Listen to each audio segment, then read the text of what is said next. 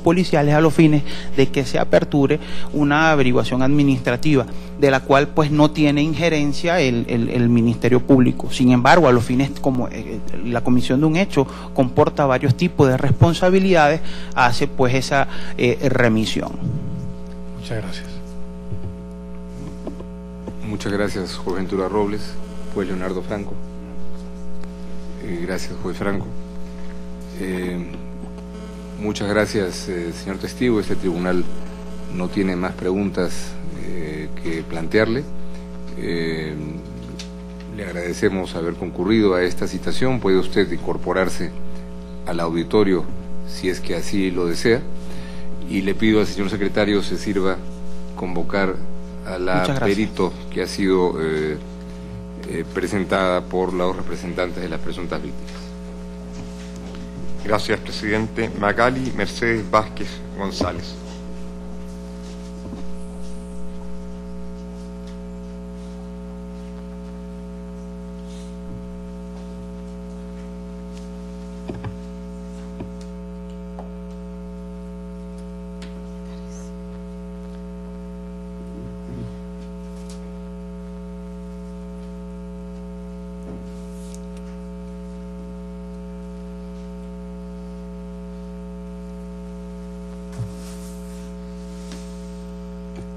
Buenas tardes. Solicito a la perita manifestar ante la Corte su nombre. Magali Vázquez González. Nacionalidad. Venezolana. Lugar de residencia. Venezuela. Gracias. La experta deberá limitarse a contestar clara y precisamente las preguntas que se le formulan, ajustándose a los hechos o circunstancias que le consten en relación con su experticia. Se informa a la señora perita, que fue citada para rendir dictamen sobre la normatividad que regía el procedimiento penal en Venezuela en el momento de la ocurrencia de los hechos y el que rige actualmente, con referencia al papel del Estado como garante del derecho a la vida, a la integridad personal y a la libertad personal. La debida diligencia de los procesos penales de los casos de las familias Vargas, en especial los alegados obstáculos de hecho y derecho presentados a lo largo de las investigaciones. La unidad criminalística del Ministerio Público, la competencia del Cuerpo de Investigaciones Científicas, Penales y Criminalísticas para el análisis de las investigaciones y la aplicación de la Ley de Protección de Testigos en Venezuela. Se informa a la señora perita que, de acuerdo con el artículo 53 del reglamento de la Corte, los Estados no podrán enjuiciar a las presuntas víctimas, a los testigos y a los peritos, a sus representantes o asesores legales, ni ejercer represalias contra ellos o sus familiares, a causa de sus declaraciones, dictamen rendidos o su defensa legal ante la Corte. Solicito a la señora perita que se ponga de pie para que el señor presidente le tome el juramento de rigor.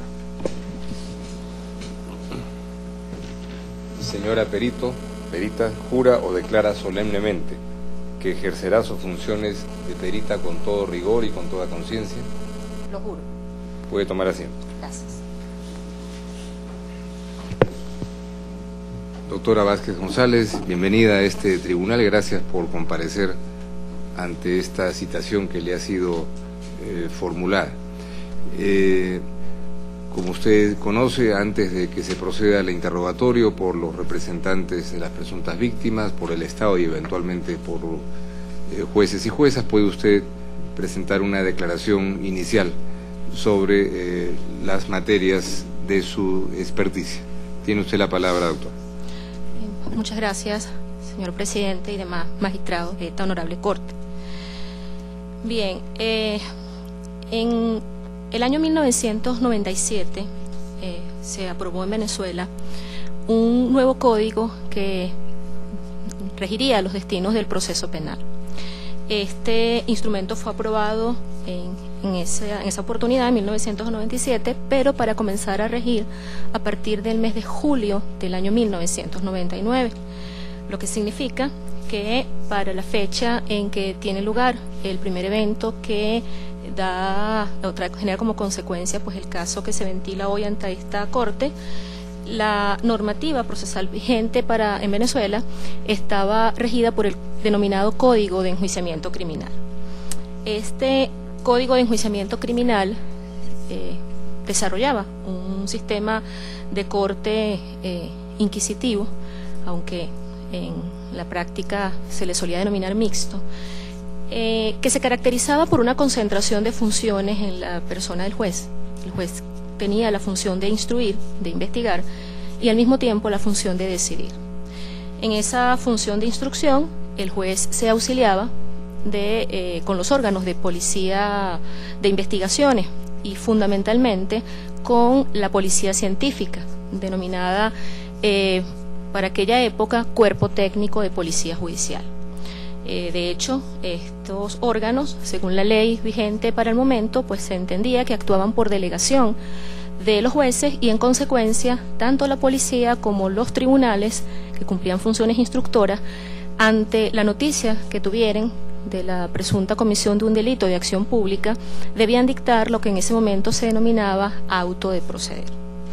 En ese auto de proceder pues se disponía la práctica de todas las diligencias necesarias para el esclarecimiento del hecho, para la identificación de los presuntos responsables y para el aseguramiento de los objetos activos y pasivos de la perpetración del delito.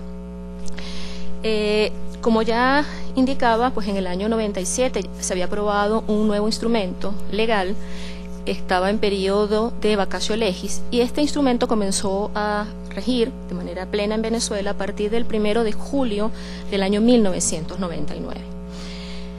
Por supuesto que la adopción de un nuevo modelo de corte predominantemente acusatorio pues implicaba también adecuar una serie de normativa colateral y en ese sentido pues el Congreso de la República en septiembre del año 98, de manera de que toda esta legislación entrara en vigencia conjuntamente con el nuevo código, reformó diferentes leyes, entre ellas la ley del Poder Judicial, la ley de carrera judicial, la ley orgánica del Ministerio Público, el Código de Justicia Militar y la ley de Policía Judicial, a la cual se le cambió el nombre, tomando en cuenta pues el rol que ahora asumiría la policía en el nuevo sistema y pasó a llamarse Ley de los Órganos de Policía de Investigaciones Penales.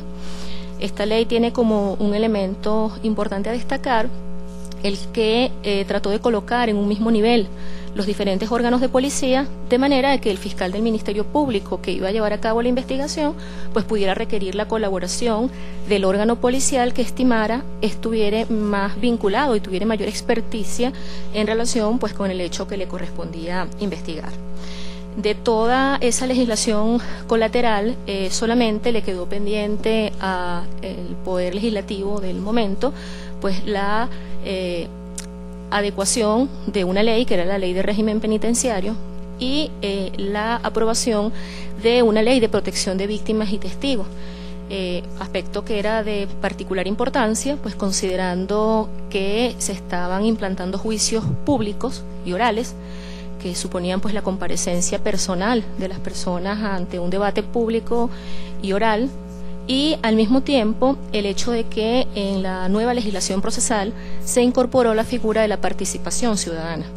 Nosotros en Venezuela, desde julio del año 99 y hasta el año 2001, tuvimos la integración de tribunales con participación ciudadana en dos modalidades, a través de la figura de los llamados escabinos, ¿verdad?, y la figura del jurado, integrada esta por 9 ciudadanos. La figura de los jurados o el tribunal de jurados fue eliminada en el año 2001.